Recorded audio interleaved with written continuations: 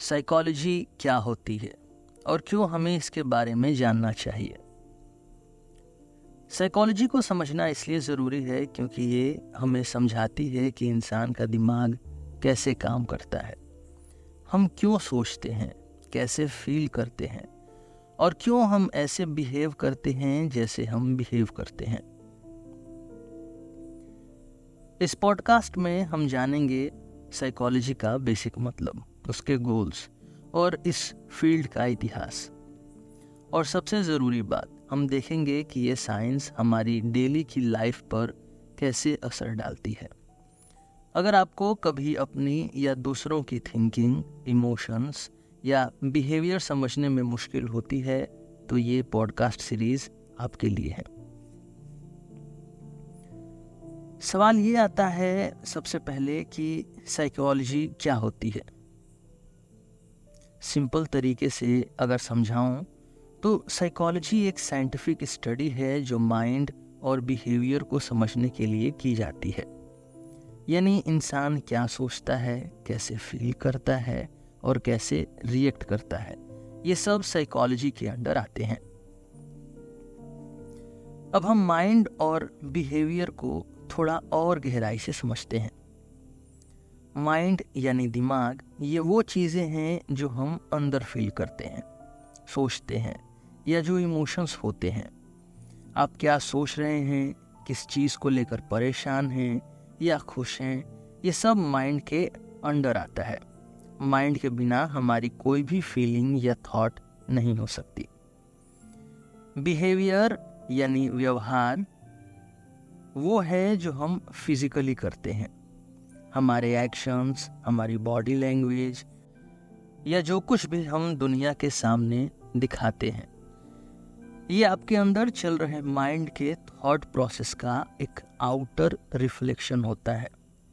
दोनों ही parts, mind और behaviour, psychology के लिए ज़रूरी है।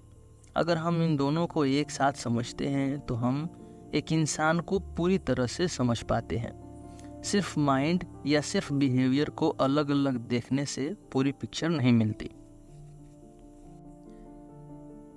साइकोलॉजी की बात करते हैं तो कई लोग कंफ्यूज हो जाते हैं। लोग इससे साइकियाट्री या न्यूरोलॉजी के साथ कंफ्यूज होते हैं।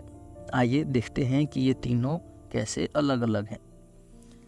साइकोलॉजी, जैसे हमने अभी डिस्कस किया, ये दिमाग और बिहेवियर का साइंटिफिक स्टडी है। साइकोलॉजिस्ट मोस्टली बातचीत, काउंसलिंग और रिसर्च के थ्रू काम करते हैं। वहीं साइकियाट्री ये एक मेडिकल फील्ड है जहां डॉक्टर्स यानी साइकियाट्रिस्ट जो होते हैं वो मेंटल हेल्थ डिसऑर्डर्स का ट्रीटमेंट करते हैं। यानी अगर किसी को डिप्रेशन या एंजाइटी जैसे मेंटल डिसऑर्डर्स हैं तो साइकियाट्रिस्ट मेडिसिन्स प्रिस्क्राइब करते हैं। वहीं जो न्यूरोलॉजी है ये फील्ड ब्रेन और नर्वस सिस्टम को लेकर होती है। न्यूरोलॉजिस्ट जो होते हैं वो ज़्यादातर फिजिकल ब्रेन डिसऑर्डर्स का इलाज करते हैं, जैसे एपिलेप्सी या स्ट्रोक। इन तीनों फील्ड्स का अपना अपना इम्पोर्टेंस है, पर साइकोलॉजी स्पेसिफिकली माइंड और बिहेवियर के स्टडी पर फोकस करती है। सवाल आता है कि हम साइकोलॉजी क्यों पढ़ते हैं। इसके पीछे एक सिंपल रीज़न है, ह्यूमन क्यूरियोसिटी। इंसान हमेशा से अपने आप को, दूसरों को और पूरी दुनिया को समझने के लिए क्यूरियस रहा है। हम अपने इमोशंस को समझना चाहते हैं, अपने डिस्कशंस को डिकोड करना चाहते हैं और ये भी जानना चाहते हैं कि दूसरे लोग क्यों ऐसे बिहेव करते हैं जैसे वो करते हैं। चलिए कुछ रियल लाइफ एग्जाम्पल से समझते हैं कि साइकोलॉजी कैसे काम करती है। हम कुछ चीज़ों को याद रखते हैं और कुछ चीज़ों को भूल जाते हैं। मेमोरी का प्रोसेस समझने से हम ये जान सकते हैं कि हमें कैसे अपने दिमाग को ट्रेन करना चाहिए ताकि हम इम्पोर्टेंट इन्फॉर्मेशन को लंबे समय तक याद रख सकें। कभी आपने नोटिस किया है कि एक ही सिचुएशन में अलग अलग लोग अलग अलग तरीके से रिएक्ट करते हैं। साइकोलॉजी हमें ये समझने में मदद करती है कि हम अपने इमोशंस को कैसे कंट्रोल कर सकते हैं और दूसरों के इमोशंस को कैसे समझ सकते हैं। हम कुछ डिसीजंस ऐसे लेते हैं जो हमारे लिए अच्छे होते हैं और कभी ऐसे जो गलत होते हैं। साइकोलॉजी ये स्टडी करती है कि हम डिसीजंस कैसे लेते हैं और इस प्रोसेस को कैसे इम्प्रूव किया जा सकता है। साइकोलॉजी सिर्फ एक एकेडमिक सब्जेक्ट नहीं है, ये एक टूल है जो हमारे डेली के जीवन को बेटर बना सकता है। हम अपने इमोशंस को समझ के स्ट्रेस को मैनेज कर सकते हैं, बेटर रिलेशनशिप्स बना सकते हैं और ज़िंदगी के बड़े डिसीजंस को थोड़ा सोच समझ के ले सकते हैं। साइकोलॉजी के 4 प्राइमरी गोल्स होते हैं: डिस्क्राइब, एक्सप्लेन, प्रेडिक्ट और कंट्रोल या इन्फ्लुएंस। इन गोल्स का मेन पर्पस ये होता है कि हम इंसान के बिहेवियर और थॉट प्रोसेसेस को समझ सकें और समझ के अपने जीवन को बेटर बना सकें। आइए इन 4 गोल्स को एक एक करके समझते हैं। पहला है डिस्क्राइब। साइकोलॉजी का सबसे पहला गोल है डिस्क्राइब करना, यानी कि किस तरह के बिहेवियर्स और थॉट पैटर्न्स लोग दिखाते हैं, उन्हें आइडेंटिफाई करना। इस स्टेप में साइकोलॉजिस्ट सिर्फ ऑब्जर्व करते हैं और नोट करते हैं कि इंसान का बिहेवियर कैसा है। डिस्क्रिप्शन के थ्रू हम इमोशंस, एक्शंस और थॉट प्रोसेसेस को समझने की कोशिश करते हैं। एग्जाम्पल के तौर पर अगर हम इमोशंस की बात करें तो साइकोलॉजिस्ट ये डिस्क्राइब करेंगे कि इंसान खुशी के वक्त कैसे रिएक्ट करता है और गुस्से के वक्त कैसे। जैसे खुशी के टाइम लोग हंसते हैं, रिलैक्स्ड होते हैं और ज़्यादा सोशल हो जाते हैं, जबकि गुस्से में उनकी बॉडी लैंग्वेज टेंस हो जाती है और वो एग्रेसिव बिहेवियर दिखाते हैं। इस तरह डिस्क्राइब करना एक बेसिक स्टेप है जो हमें इंसान के माइंड और बिहेवियर का पैटर्न बताता है। डिस्क्रिप्शन हर दिन के जीवन में भी इम्पॉर्टेंट होता है। सोचिए अगर आप एक दोस्त को देख रहे हैं जो सैड या एंग्शियस लग रहा है, आप पहले उसका बिहेवियर नोट करेंगे, जैसे वो थोड़ा चुप हो गया या उसकी एनर्जी डाउन सी लग रही है। ये डिस्क्रिप्शन आपको समझने में मदद करेगा कि आपके दोस्त के साथ कुछ गलत हो रहा है। दूसरा है एक्सप्लेन। डिस्क्रिप्शन के बाद दूसरा गोल होता है एक्सप्लेन करना, यानी ये समझना कि लोग कैसे बिहेव करते हैं और उनका बिहेवियर ऐसा क्यों है। एक्सप्लेनेशन के थ्रू साइकोलॉजिस्ट इस बिहेवियर के रीजंस को समझने की कोशिश करते हैं। ये स्टेप बिहेवियर के पीछे की रूट कॉज को आइडेंटिफाई करता है।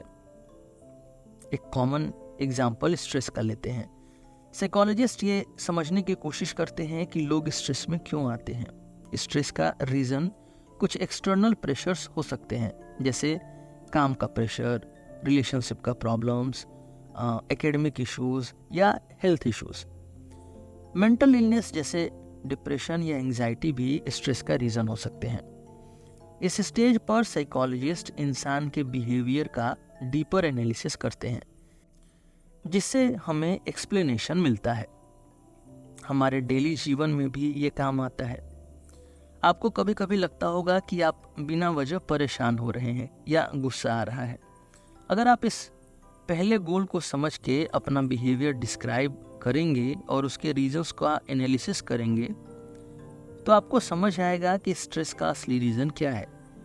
शायद काम का लोड या पर्सनल रिलेशनशिप्स की वजह से आपका स्ट्रेस बढ़ रहा हो। एक्सप्लेनेशन आपको अपने बिहेवियर को बेटर समझने में मदद करता है। तीसरा है प्रेडिक्ट। साइकोलॉजी का तीसरा गोल है प्रेडिक्ट करना, यानी पास्ट बिहेवियर और एक्सप्लेनेशंस के बेसिस पर आने वाले बिहेवियर को एंटिसिपेट करना। अगर हम पहले से जानते हैं कि एक पर्टिकुलर सिचुएशन में लोग कैसे बिहेव करते हैं, तो हम ये प्रेडिक्ट कर सकते हैं कि वैसा बिहेवियर फ्यूचर में भी हो सकता है। एग्जाम्पल के लिए सपोज करिए कि हम ये प्रेडिक्ट करना चाहते हैं कि स्ट्रेस किसी की परफॉर्मेंस को कैसे इम्पैक्ट करेगा। अगर हमने पास्ट में देखा है कि स्ट्रेस के हाई लेवल्स की वजह से लोगों की परफॉर्मेंस वर्क या एग्जाम्स में गिरती है, तो हम ये प्रेडिक्ट कर सकते हैं कि अगर स्ट्रेस को मैनेज नहीं किया गया तो फ्यूचर में भी परफॉर्मेंस लो रहेगी। प्रेडिक्शन से आप फ्यूचर को बेटर प्लान कर सकते हैं। अगर आपको पता है कि आप जब भी एग्ज़ाम्स के टाइम पे स्ट्रेस में होते हैं तो आपकी परफॉर्मेंस गिर जाती है, तो आप स्ट्रेस को पहले से हैंडल करने के स्टेप्स ले सकते हैं, जैसे रिलैक्सेशन टेक्निक्स या बेटर टाइम मैनेजमेंट। प्रेडिक्शन आपको आने वाले चैलेंजेस के लिए प्रिपेयर करता है। चौथा है कंट्रोल या इन्फ्लुएंस। चौथा और आखिरी गोल है कंट्रोल करना या इन्फ्लुएंस करना। इस स्टेज पर साइकोलॉजिस्ट इंसान के बिहेवियर को बेटर बनाने के लिए अपने नॉलेज का यूज़ करते हैं। ये स्टेज वैसा बिहेवियर डेवलप करने में हेल्प करता है जो इंसान के लिए फ़ायदेमंद हो। कंट्रोल का गोल ये होता है कि साइकोलॉजिकल प्रिंसिपल्स का यूज़ करके इंसान को हेल्प करें उनकी लाइफ में इम्प्रूवमेंट लाने के लिए।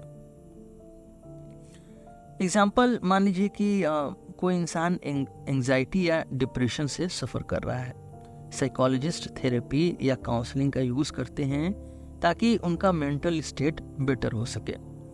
कॉग्निटिव बिहेवियरल थेरेपी जैसे टेक्निक्स ये सिखाती हैं कि अपने नेगेटिव थॉट्स को कैसे कंट्रोल किया जाए और अपनी ज़िंदगी को बेहतर कैसे बनाया जाए।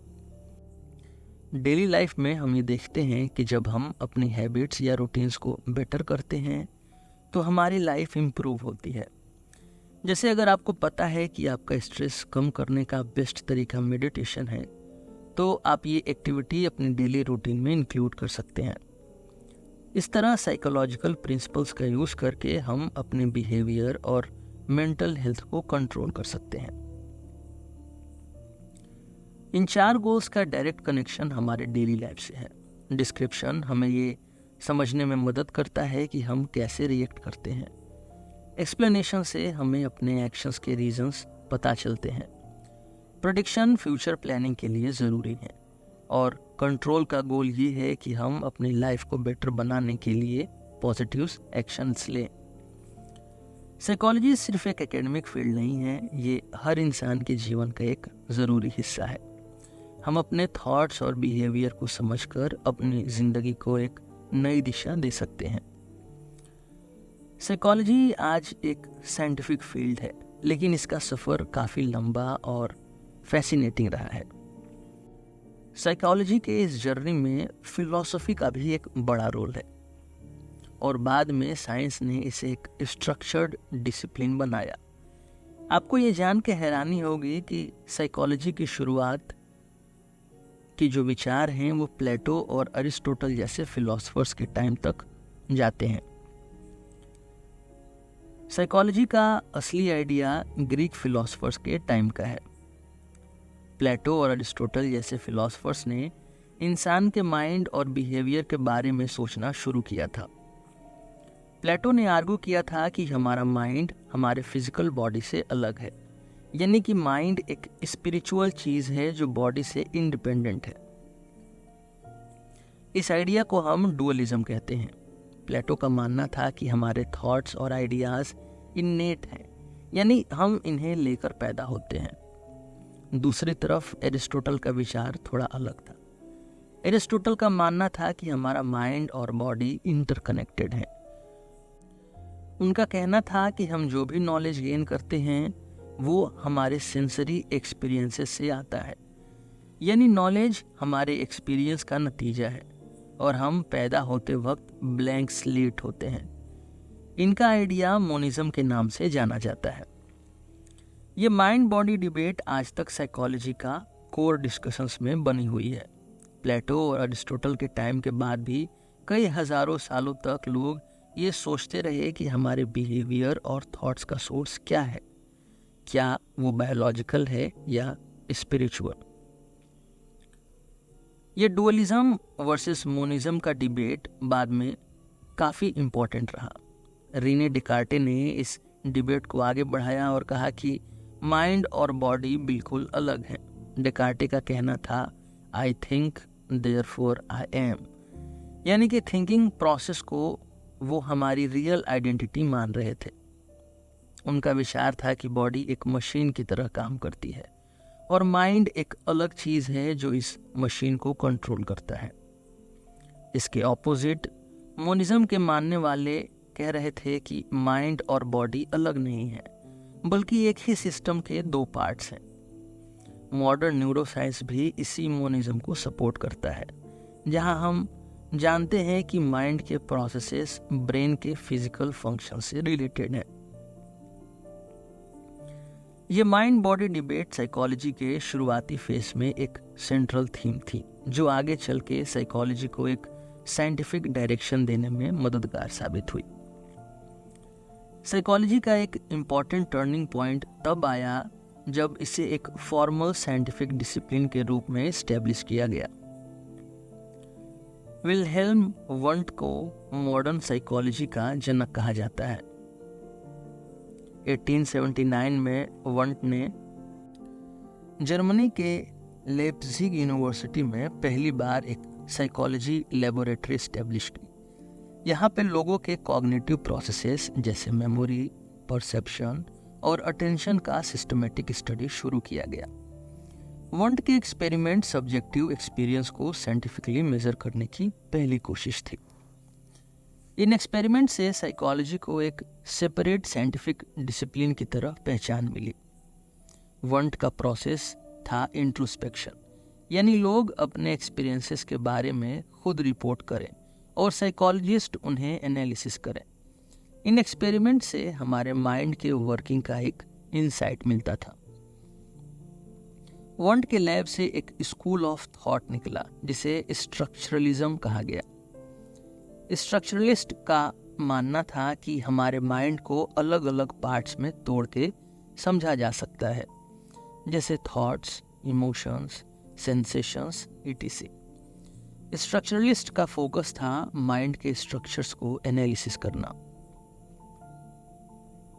लेकिन विलियम जेम्स, जो एक अमेरिकन साइकोलॉजिस्ट थे, उन्होंने इस अप्रोच को चैलेंज किया।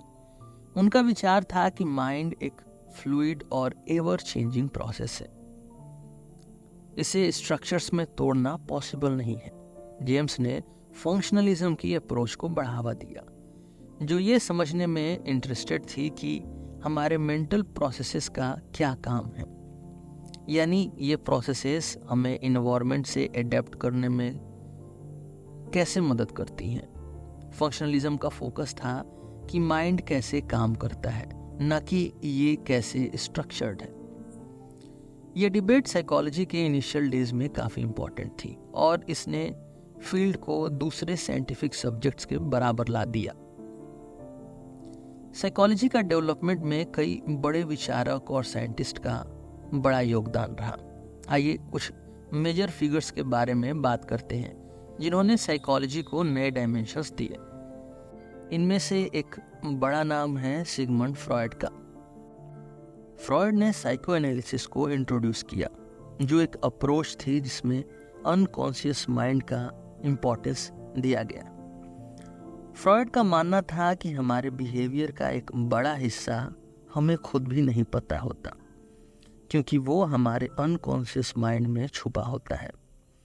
उन्होंने कॉन्सेप्ट्स जैसे इड, ईगो, सुपर ईगो और डिफेंस मैकेनिज्म को इंट्रोड्यूस किया।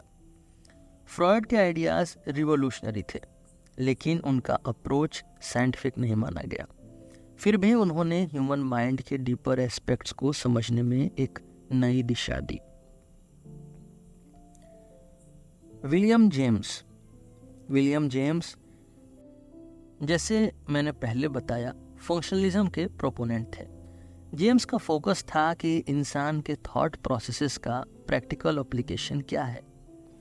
उन्होंने अपने आइडियाज़ को प्रैग्मेटिज्म के साथ जोड़ा, जो कहता था कि कोई भी आइडिया तब तक वैल्यूएबल है जब तक वो प्रैक्टिकल जिंदगी में काम आए। जेम्स का काम साइकोलॉजी को एक डायनामिक और फंक्शनल साइंस के रूप में एस्टेब्लिश करने के लिए काफ़ी इम्पोर्टेंट था। इसमें एक और बड़ा नाम है जॉन वॉटसन और B.F. स्किनर का। 20th सेंचुरी के शुरुआत में बिहेवियरिज्म साइकोलॉजी का एक डोमिनेंट अप्रोच बन गई। जॉन वॉटसन ने आगू किया कि साइकोलॉजी को सिर्फ ऑब्जर्वेबल बिहेवियर तक लिमिटेड होना चाहिए और हमें माइंड के अंदर चल रहे थॉट प्रोसेसेस पर ध्यान नहीं देना चाहिए। उन्होंने एक्सपेरिमेंट्स के जरिए दिखाया कि हमारा बिहेवियर इन्वायरमेंट से कंडीशनिंग के थ्रू शेप्ड होता है। बीएफ स्किनर जो वॉटसन के आइडियाज को आगे लेके गए, उन्होंने ऑपरेंट कंडीशनिंग का कॉन्सेप्ट को डेवलप किया। स्किनर का मानना था कि लोगों का बिहेवियर रिवॉर्ड्स और पनिशमेंट के बेसिस पर शेप होता है। बिहेवियरिज्म ने साइकोलॉजी को एक एक्सपेरिमेंटल और ऑब्जेक्टिव साइंस बनने में काफ़ी मदद की। 1950s और 60s में ह्यूमनिस्टिक साइकोलॉजी का राइज हुआ। कार्ल रॉजर्स और अब्राहम मास्लो इस अप्रोच के लीडिंग फिगर्स थे। ह्यूमनिस्टिक साइकोलॉजिस्ट का फोकस था इंसान की पर्सनल ग्रोथ और पोटेंशियल पर। इन्होंने आर्गू किया कि इंसान के अंदर सेल्फ एक्चुअलाइजेशन की इच्छा होती है, यानी अपने पूरे पोटेंशियल को अचीव करना। मास्लो ने अपना फेमस हायरार्की ऑफ नीड्स दिया, जिसमें बेसिक सर्वाइवल नीड्स से लेके सेल्फ एक्चुअलाइजेशन तक का सफ़र समझाया गया। इस अप्रोच ने लोगों के डेवलपमेंट और ग्रोथ पर एम्फेसिस किया और साइकोलॉजी को एक पॉजिटिव डायमेंशन दिया। 20th सेंचुरी में साइकोलॉजी में कई बड़े चेंजेस आए। बिहेवियरिज्म का डोमिनेंस चल रहा था, लेकिन 1950s के बाद एक कॉग्निटिव रिवॉल्यूशन आई। इस रिवॉल्यूशन ने बिहेवियरिज्म से शिफ्ट करके माइंड के इंटरनल प्रोसेसेस जैसे मेमोरी, लर्निंग और प्रॉब्लम सॉल्विंग पर फोकस करना शुरू किया। आज साइकोलॉजी एक इंटरडिसिप्लिनरी साइंस बन चुकी है। न्यूरोसाइकोलॉजी ब्रेन और बिहेवियर के कनेक्शन को समझने में मदद करती है, जबकि इवोल्यूशनरी साइकोलॉजी कहती है कि हमारा बिहेवियर का डेवलपमेंट इवोल्यूशनरी प्रोसेसेस का रिजल्ट है। साइकोलॉजी अब सिर्फ एक एकेडमिक फील्ड नहीं है, बल्कि ये हमें समझने में मदद करती है कि हम कौन हैं और हम क्यों बिहेव करते हैं जैसे हम करते हैं। चलिए अब हम डिस्कस करते हैं एक इंटरेस्टिंग सवाल को कि क्या साइकोलॉजी एक साइंस है। बहुत सारे लोग ये सवाल करते हैं क्योंकि साइंस के ट्रेडिशनल कॉन्सेप्ट्स जैसे फिजिक्स या केमिस्ट्री से साइकोलॉजी थोड़ी अलग दिखती है। लेकिन आज हम ये क्लियर करेंगे कि साइकोलॉजी साइंस के फ्रेमवर्क के अंदर कैसे आती है और ये कैसे साइंटिफिक मेथड्स का यूज़ करके ह्यूमन बिहेवियर और माइंड को समझने की कोशिश करती है। जब हम ये पूछते हैं कि क्या साइकोलॉजी एक साइंस है, तो इसका आंसर बिल्कुल हाँ है। साइंस का मतलब सिर्फ लेबोरेटरी एक्सपेरिमेंट्स तक सीमित नहीं है, बल्कि साइंस का एसेंस है नॉलेज गेन करने का एक सिस्टमेटिक तरीका, जिसमें एम्पेरिकल एविडेंस, ऑब्जर्वेशन और एक्सपेरिमेंटेशन का यूज़ होता है। साइकोलॉजी भी इसी सिस्टमेटिक अप्रोच का यूज़ करती है। साइकोलॉजी में साइंटिफिक मेथड्स काफ़ी स्ट्रॉन्ग तरीके से यूज़ होते हैं। सबसे पहला स्टेप होता है ऑब्जर्वेशन। जैसे हम इंसानों के बिहेवियर को केयरफुली देखते हैं और उसका डेटा कलेक्ट करते हैं। फिर साइकोलॉजिस्ट जो है वो हाइपोथेसिस बनाते हैं, जो एक एजुकेटेड गेस होती है कि कोई चीज़ कैसे काम करती है। जैसे अगर आप सोचते हो कि स्ट्रेस परफॉर्मेंस को इफेक्ट करता है, तो आप एक हाइपोथेसिस बना सकते हैं कि ज़्यादा स्ट्रेस होने पर लोगों की परफॉर्मेंस खराब होती है। इसके बाद आता है एक्सपेरिमेंटेशन। साइकोलॉजिस्ट अपने हाइपोथेसिस को टेस्ट करने के लिए एक्सपेरिमेंट्स सेटअप करते हैं। ये एक्सपेरिमेंट्स कंट्रोल्ड इन्वायरमेंट में किए जाते हैं ताकि रिजल्ट्स काफ़ी एक्यूरेट हों। एक एक्सपेरिमेंट के ज़रिए ये देखा जाता है कि क्या हाइपोथेसिस सही है या नहीं। एग्जाम्पल के लिए आप डिफरेंट लेवल्स ऑफ स्ट्रेस के अंडर काम करने वाले ग्रुप्स का परफॉर्मेंस कंपेयर कर सकते हैं। और आखिर में आता है एनालिसिस एंड कंक्लूजन। जब डेटा कलेक्ट हो जाता है, उसका एनालिसिस किया जाता है और देखा जाता है कि रिजल्ट्स क्या कह रहे हैं, क्या हाइपोथेसिस सही निकली। अगर हाँ, तो हमें क्लियर कंक्लूजन मिलती है, और अगर नहीं तो हम हाइपोथेसिस को रिजेक्ट करके नए तरीके से सोचते हैं। एम्पेरिकल एविडेंस साइकोलॉजी के लिए बहुत ज़रूरी है। एम्पिरिकल एविडेंस का मतलब है वो एविडेंस जो डायरेक्टली ऑब्जर्व या मेजर किए गए हों। साइकोलॉजी में आप तब तक किसी चीज़ को फैक्ट नहीं बोल सकते जब तक वो टेस्टेबल और मेजरेबल ना हो। साइकोलॉजी का कोर रिसर्च पर बेस्ड है। हर थियरी, हर कॉन्सेप्ट जो आज आप टेक्स्ट बुक्स में पढ़ते हैं वो किसी न किसी एक्सपेरिमेंट पर बेस्ड होती है। ये रिसर्च हमें इंसान के बिहेवियर को समझने में हेल्प करती है और इसी रिसर्च के बेसिस पे हम आगे इंटरवेंशंस और ट्रीटमेंट्स डिज़ाइन करते हैं। साइकोलॉजी में कुछ एक्सपेरिमेंट्स इतने फेमस हैं कि इन्होंने पूरा फील्ड शेप कर दिया। जैसे इवान पाव्लोव का क्लासिकल कंडीशनिंग का एक्सपेरिमेंट एक अच्छा एग्जाम्पल है। पाव्लोव ने अपने एक्सपेरिमेंट में डॉग्स पर काम किया और देखा कि कैसे एक न्यूट्रल स्टिमुलेंट जैसे बेल की आवाज़, उन्होंने इसको फूड के साथ पेयर कर दिया, जोड़ दिया, और डॉग्स उस बेल की आवाज़ के बाद सलाइवा प्रोड्यूस करने लगते, यानी लार।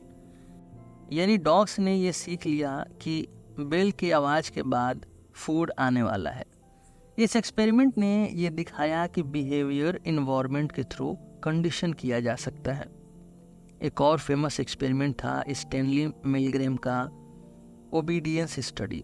इस स्टडी में मिलग्रैम ने देखा कि लोग अथॉरिटी फिगर्स के अंडर कैसे अपने इथिकल बाउंड्रीज को तोड़कर भी काम कर सकते हैं। एक्सपेरिमेंट में कहा गया कि आपको दूसरे लोगों को शॉक देना है, और शॉकिंग पार्ट ये था कि बहुत सारे लोगों ने सिर्फ अथॉरिटी के कहने पर दूसरों को शॉक दिया, चाहे उन्हें लगा कि वो दूसरों को हर्ट कर रहे हैं। इस एक्सपेरिमेंट ने ह्यूमन ओबीडियंस और अथॉरिटी के इफेक्ट्स को समझने में मदद की। साइकोलॉजिकल रिसर्च का इम्पैक्ट सिर्फ थियरीज तक सीमित नहीं है, बल्कि इसके थ्रू हम एविडेंस बेस्ड ट्रीटमेंट्स डेवलप करते हैं जो लोगों की ज़िंदगी को डायरेक्टली बेटर बनाते हैं। जैसे आज जो हम काउंसलिंग या थेरेपी यूज़ करते हैं डिप्रेशन या एंग्जाइटी के लिए, वो सब साइकोलॉजिकल रिसर्च का नतीजा है। बिहेवियरल इंटरवेंशंस जैसे हैबिट फॉर्मेशन, एडिक्शन ट्रीटमेंट और इवन एजुकेशनल मेथड्स सब साइकोलॉजिकल प्रिंसिपल्स पर बेस्ड हैं। For example, cognitive behavioural therapy यानी CBT, जो एंग्जाइटी और डिप्रेशन का एक पॉपुलर ट्रीटमेंट है, वो प्योर रिसर्च से डेवलप की गई है। इस थियरी में लोग अपने नेगेटिव थॉट पैटर्न्स को चेंज करते हैं और अपने बिहेवियर को मॉडिफाई करते हैं। ये सब कंट्रोल्ड स्टडीज़ के थ्रू डेवलप किया गया है। इसका मतलब ये है कि रिसर्च के बिना साइकोलॉजी में डेवलपमेंट पॉसिबल नहीं है। हम जो भी थियरीज बनाते हैं वो फील्ड में प्रैक्टिकल एप्लीकेशंस के थ्रू लोगों की ज़िंदगी को सुधार रही हैं। एक इंटरेस्टिंग डिबेट साइकोलॉजी में ये है कि क्या ये एक हार्ड साइंस है जैसे फिजिक्स या केमिस्ट्री, या एक सोशल साइंस है जैसे सोशियोलॉजी या एंथ्रोपोलॉजी। हार्ड साइंसेस का ज़्यादा फोकस फिजिकल वर्ल्ड के मेजरेबल एस्पेक्ट्स पर होता है, जैसे मॉलिक्यूल्स, केमिकल्स या फोर्सेस। लेकिन सोशल साइंसेस इंसान के बिहेवियर, सोसाइटी और इंटरैक्शंस को समझने में इंटरेस्टेड होती हैं।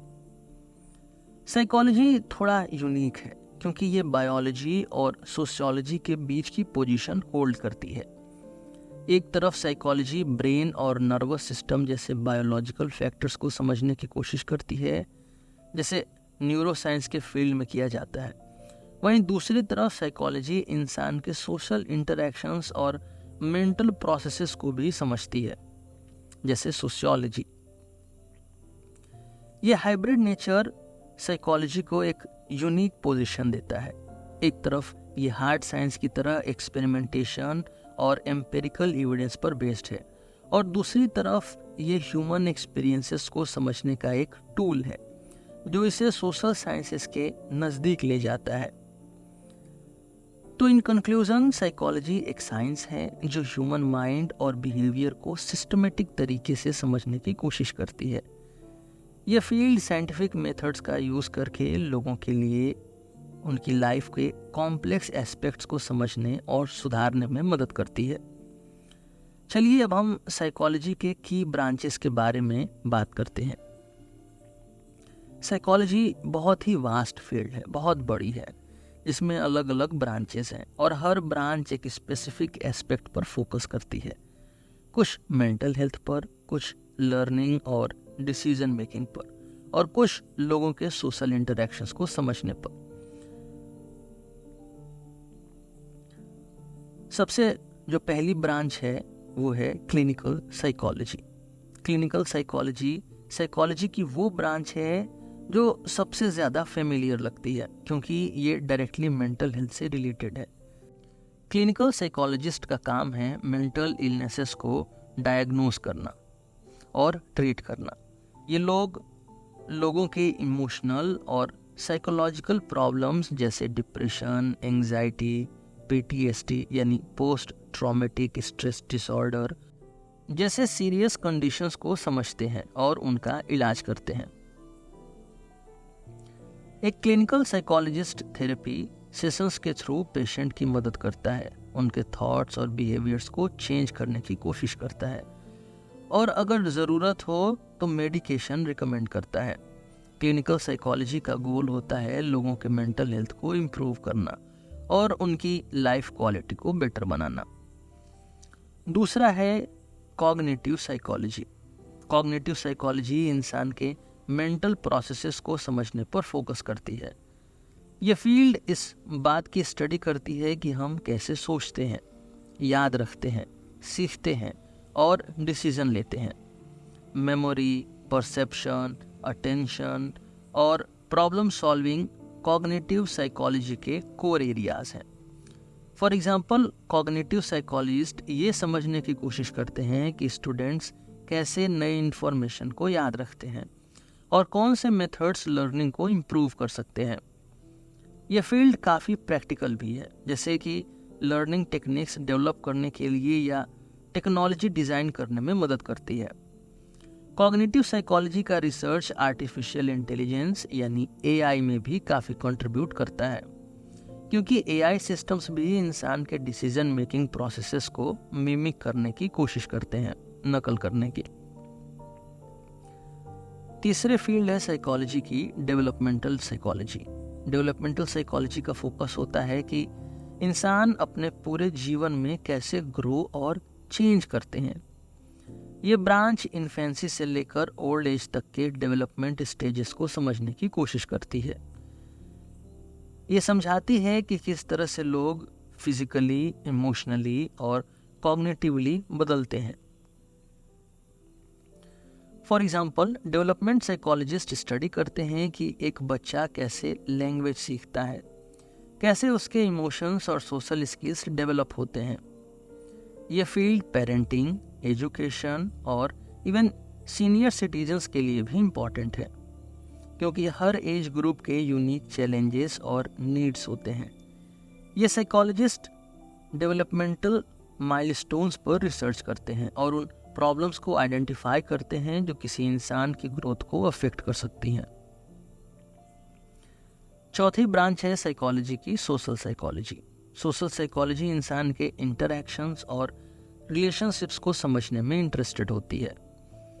यह फील्ड ये स्टडी करती है कि कैसे हम दूसरों के साथ बिहेव करते हैं, उनसे इन्फ्लुएंस होते हैं और उनसे अपनी आइडेंटिटी कैसे बनाते हैं। Group behaviour, prejudice, social influence और कम्युनिकेशन सोशल साइकोलॉजी के इम्पॉर्टेंट एस्पेक्ट्स हैं। एग्जाम्पल के तौर पे ये समझने की कोशिश की जाती है इस ब्रांच में कि लोगों के बीच कैसे स्टीरियोटाइप्स बन जाते हैं या कैसे पीयर प्रेशर लोगों के डिसीजंस को इम्पैक्ट करता है। सोशल साइकोलॉजिस्ट ये भी समझते हैं कि किस तरह से मास मीडिया जैसे सोशल मीडिया हमारी थिंकिंग और बिहेवियर को अफेक्ट करता है।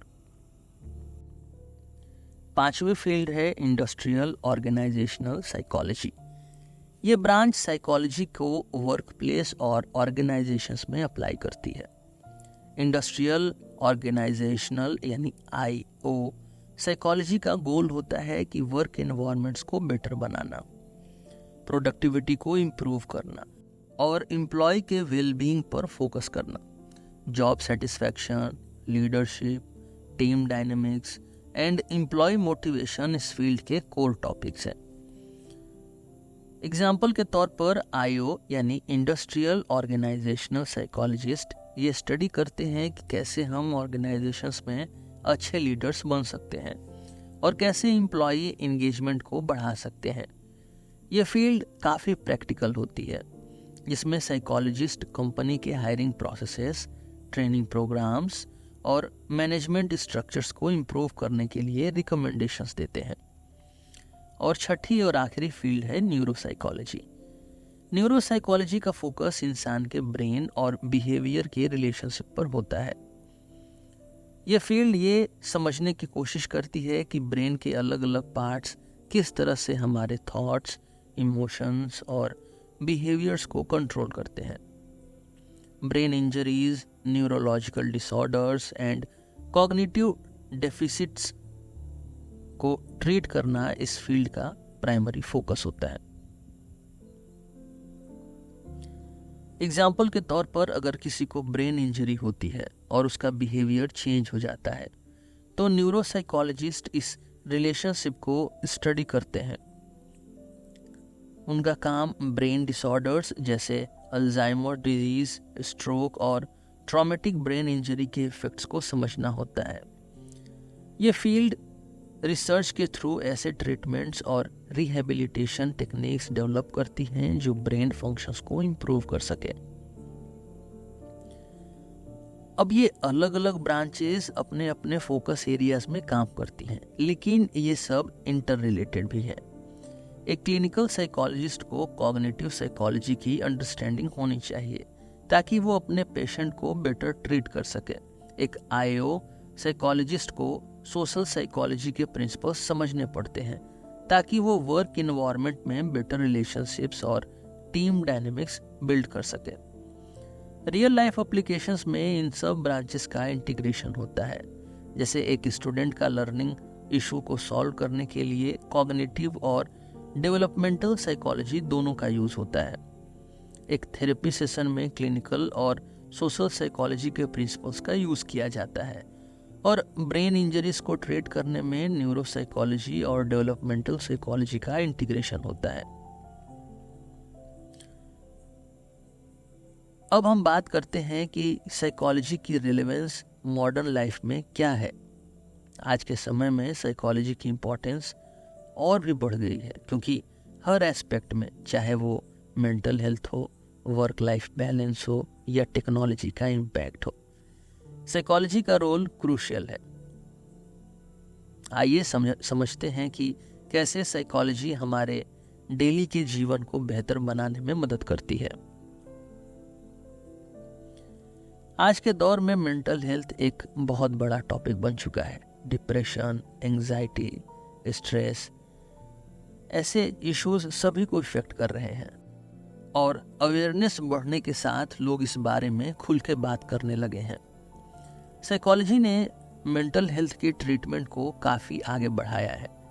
इसमें थेरेपी सेशंस, मेडिकेशन और सेल्फ केयर रूटीन्स शामिल हैं।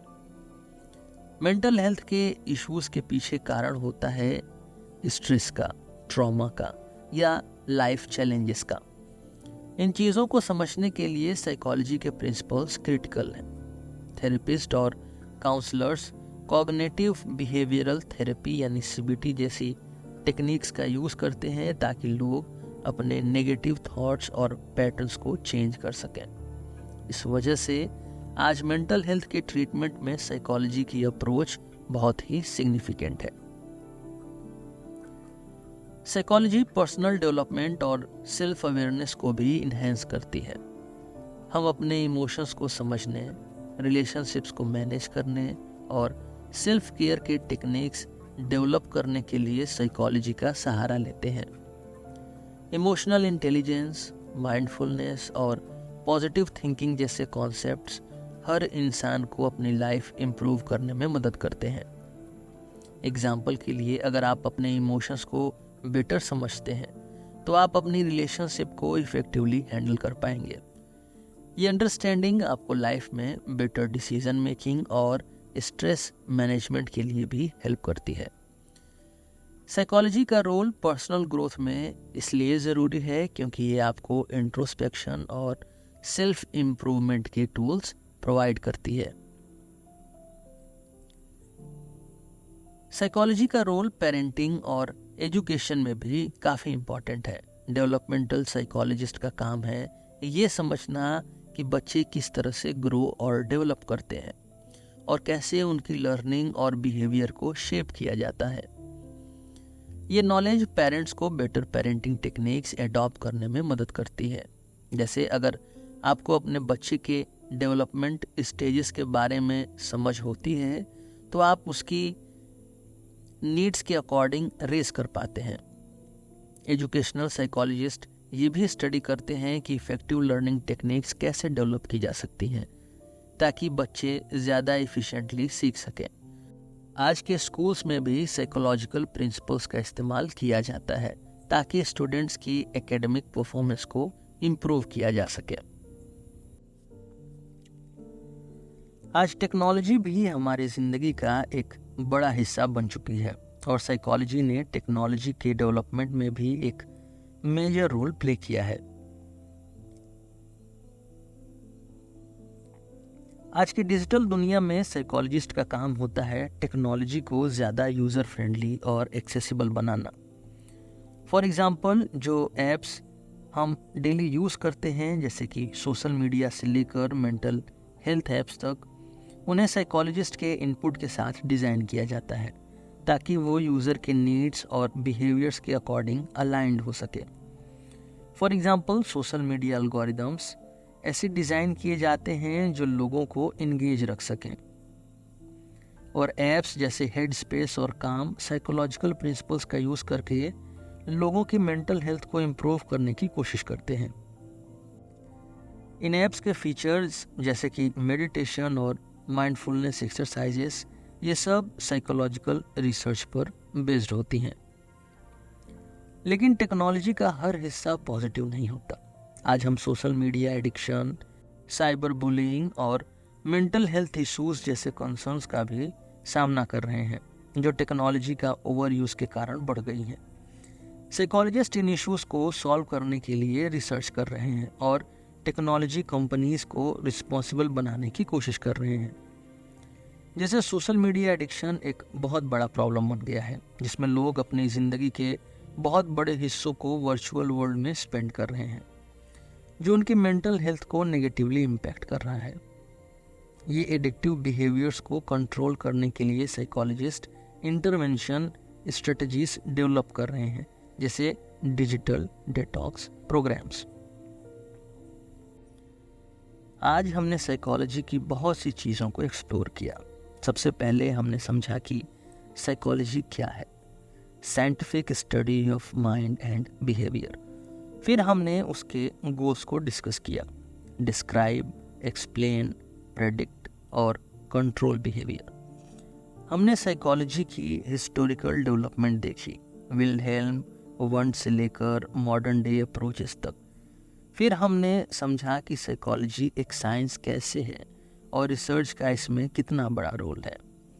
और अभी हमने देखा कि साइकोलॉजी के अलग अलग ब्रांचेस जैसे क्लिनिकल, कॉग्निटिव, डेवलपमेंटल और सोशल साइकोलॉजी कैसे इंसान के अलग एस्पेक्ट को समझने में हेल्प करती है। अब सवाल ये उठता है कि आपको साइकोलॉजी क्यों समझनी चाहिए। साइकोलॉजी हर जगह है, चाहे आप अपने इमोशन समझने की बात कर रहे हो या दूसरों के बिहेवियर को।